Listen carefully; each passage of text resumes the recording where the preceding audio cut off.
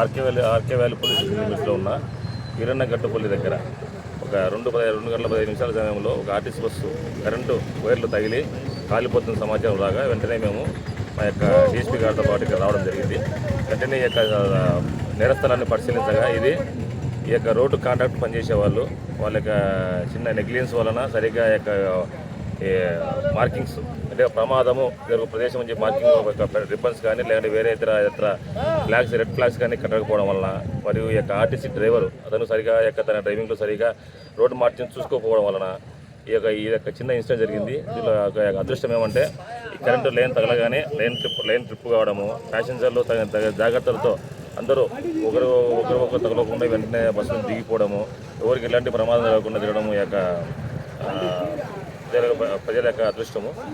ఈ నెక్స్ట్ భవిష్యత్తులో ఇలాంటి ప్రమాదాలు జరగకుండా ఈ ఆర్ఎన్బి నేషనల్ హైవే అథారిటీస్ కానీ మన ట్రాన్స్కో ఆఫీసర్లతో కానీ అదేవిధంగా రోడ్డు సంబంధించిన కాంట్రాక్టర్తో కానీ